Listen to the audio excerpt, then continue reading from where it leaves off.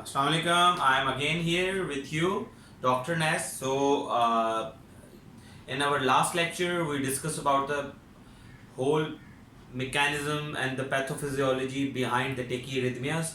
So now we have to divide this tachyarrhythmias into two or three subclasses, and then we will discuss about the AVNRT and AVRT. So first of all, whenever you will be facing the tachycardias in the emergency room, then you have to look for the ECG and you have to look for the QRS complexes. If these are the narrow QRS complexes and these are narrow QRS complexes and these are like regular one, then you have to think about, if these are narrow and regular one, then you have to think about the AVRT, simply supraventricular tachycardias. And in all supraventricular tachycardias, what are the causes of supraventricular tachycardias? All tachycardias which occur above the ventricles are supraventricular. Okay. So sinus tachycardia is also supraventricular tachycardia, and AVNRT, AVRT, and AVRT, ORT, ART, atrial flutter, these all are the supraventricular tachycardias. But when I will tell and when we will discuss or we will phasing the ECG of sort of very irregular tachycardias,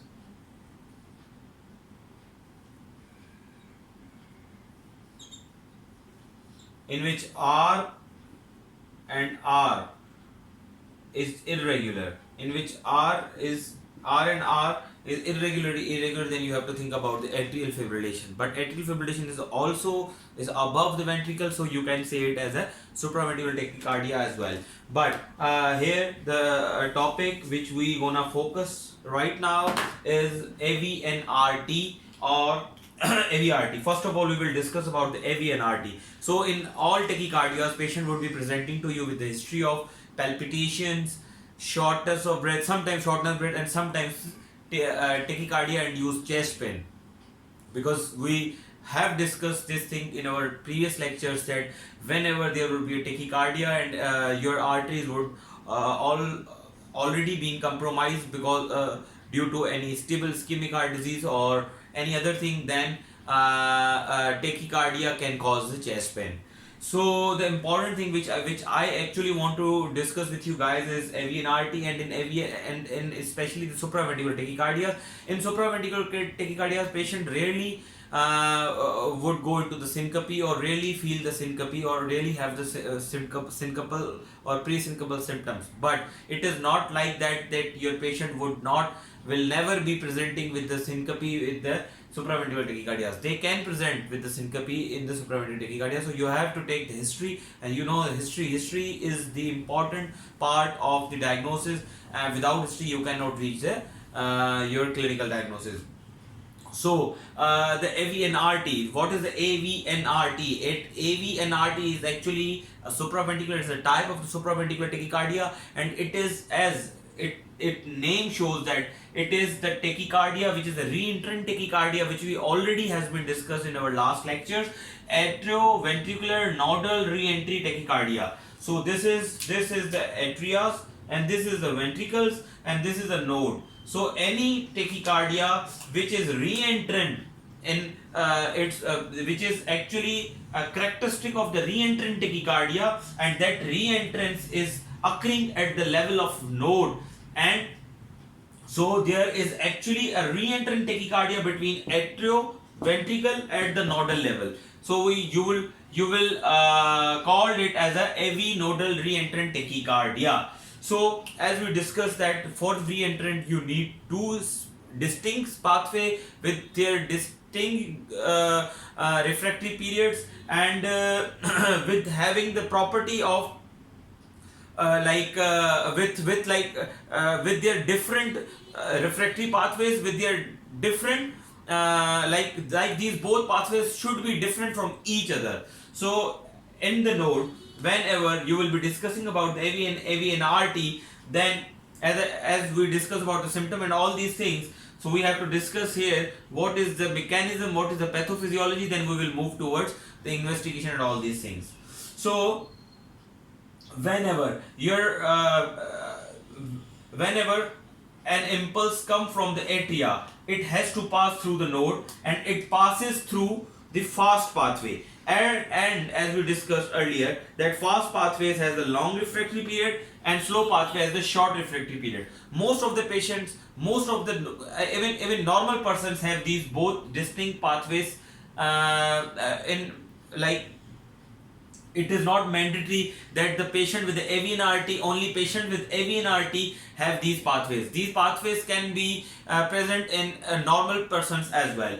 So and yes, your patient, if your normal person, if the normal person's impulse come from the atria, it has to pass through the fast pathway and has to go to the ventricle to contract the ventricles.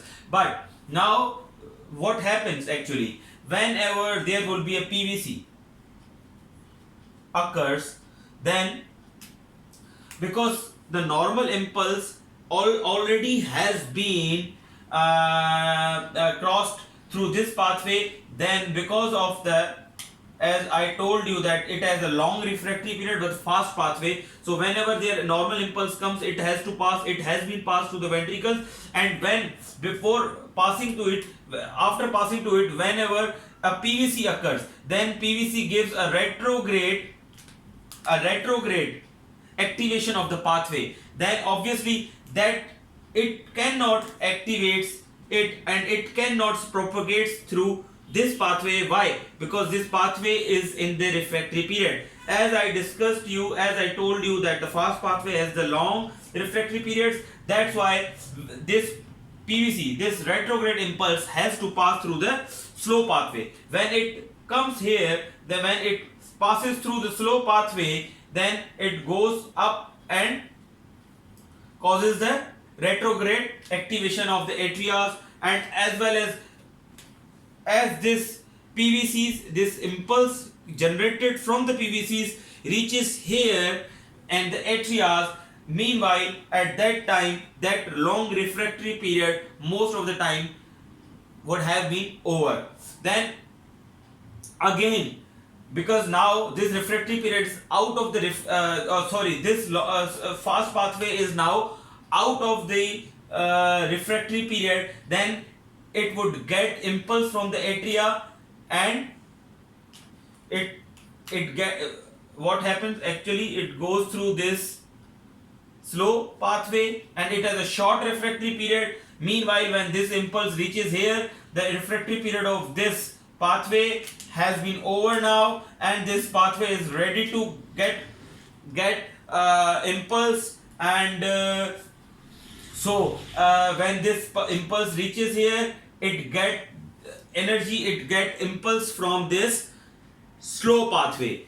Here a circuit, here when it connects, when it goes to the atria and atria gets impulse and it gets impulse from the atria, here a circuit becomes activated and it starts tachycardias. Why? Because it goes upward through the slow pathway and give activation of retrograde activation of this atria, and then it becomes, and then it comes down through this fast pathway. Then again, when it reaches here, it get retrograde conduction from the ventricle through the slow pathway and this slow pathway, and then again it makes circuit, and then when again it reaches here, it get activated by the atria through the retrograde fashion, because this, when this fast pathway impulse reaches here, the short refractory period of the slow pathway has been over. Okay, becomes over, becomes then when this impulse reaches here, the slow pathway becomes ready to be activated, and when this impulse from the slow pathway reaches here, then the fast pathway becomes ready to be activated. So it actually makes a circuit of fast and the slow pathway to to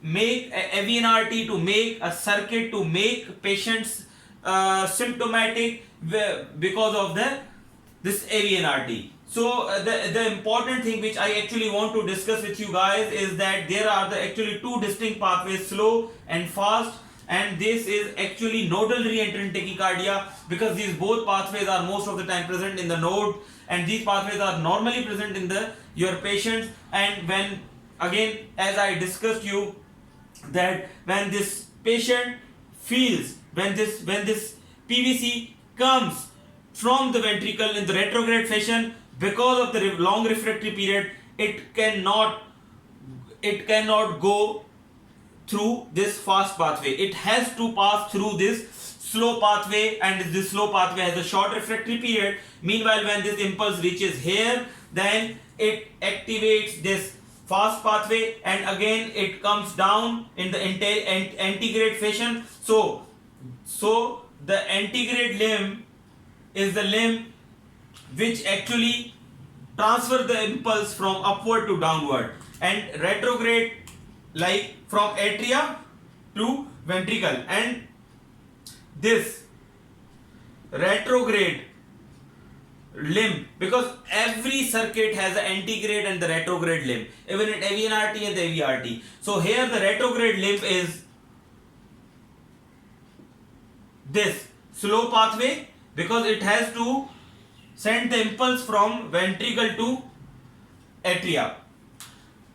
So actually it makes the circuit here of the antegrade limb and the retrograde limb, okay, because of the different refractory period and different pathways, okay. And this is all the game of refractory period. Why? Because when this impulse, this PVC, comes upward into the retrograde fashion, it cannot go towards this fast pathway because of the refractory period, because fast pathway has a long refractory period. It cannot allow this PVC to go in the retrograde fashion from ventricle to atria through the fast pathway. It has to pass through the slow pathway. So because this pathway is not in refractory period, because the normally the pulse is coming from this fast pathway. So that pathway is actually in relaxed condition and it is not being activated by anything. So when this impulse, retrograde impulse, passes through this slow pathway, meanwhile when it reaches here,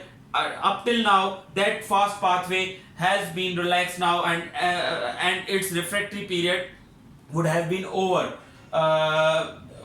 Okay, so it becomes ready to be activated. Actually, then when again obviously it would be activated. This fast pathway would be activated by this slow pathway. Then this impulse come down through the fast pathway. When again it reaches here, it goes upward through the retrograde fashion. So you, at any time, the acute treatment of this AVNRT or any re-entrant tachycardia, you have to break the circuit. You have to break the circuit. How you would break the circuit? You have a few things to break the circuit. Okay, we will discuss right now that how we will actually what is the acute management of this AVNRT. Before going towards this, we have to discuss the types of the AVNRT and how you will diagnose this narrow complex regular tachycardia. Whenever you will be looking for like AVNRT, you have to look into the ECG for the regular narrow complex tachycardia.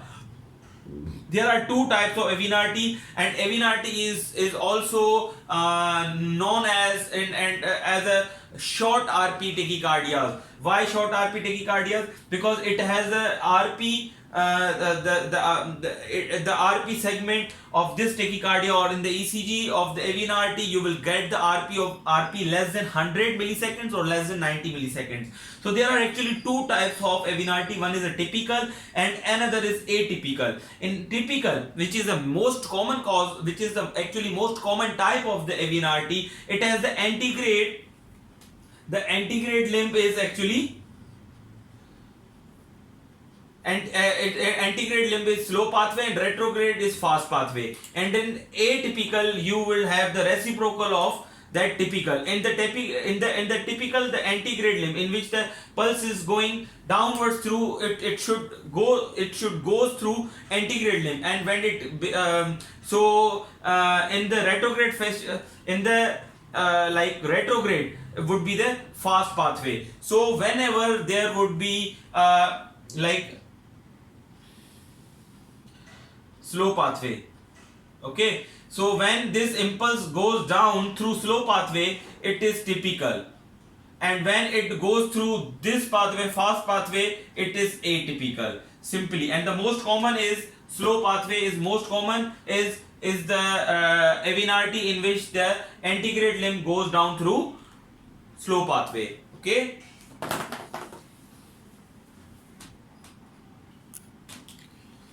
So actually in typical AVNRT, the impulse goes down through the slow pathway and it comes up through the fast pathway. Whenever there would be impulse coming down through the slow pathway, it means there is something going wrong in the atrias. It means that this slow pathway would be activated by atrial premature contraction. But whenever there would be an impulse going upward in the retrograde fashion, then obviously it would be, then the slow pathway would work as a retrograde limb, because the impulse would be coming from this ventricular, and the actually the trigger to activate the to make this re-entrant tachycardia would be the premature ventricular contraction.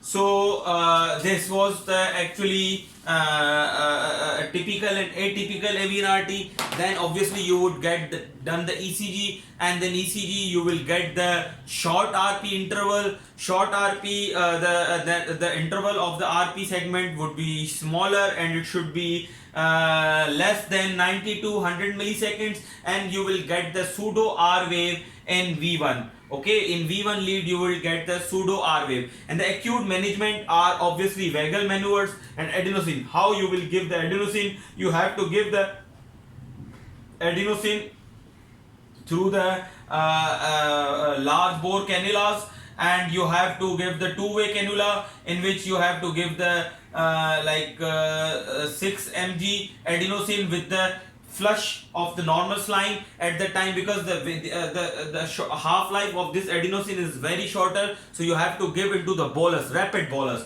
and you have to raise the arm after that, so it would reach the heart, and it breaks that circuit. It would break that circuit, and it would actually cause the the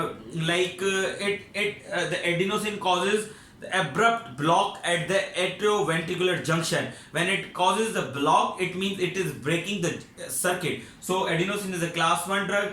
You can try, if your patient is non-responsive at the 6 mg, you can give the 12 mg, and if your patient is still unresponsive at 12 mg, then you can give another 12 mg. But if your patient is not responsive at all, then you can try this verapamil to your patients, and if your patient is still unresponsive then and is becoming hemodynamically unstable, then you can cardiovert your patient at the very at low joules, like 50 joules or 50 to 100 joules. But here you have to do the synchronized cardioversion. Okay, so that is the acute treatment of this AVNRT. And what is the permanent treatment? Most of the time your patients become asymptomatic, and your patient will not present at all with these tachycardias. But if your patient is coming again and again, then you have to keep the patients on the AV nodal blocking agents. And secondly, the ablation and the success of the ablation is actually more than 95%. So the permanent solution of that AVNRT is catheter ablation, and the catheter ablation, the success rate of the catheter ablation is more than 95%. In this case, you have to ablate the slow pathway. You will not ablate the fast pathway. So obviously it would out of our domain, and you will learn all these things in the electrophysiology.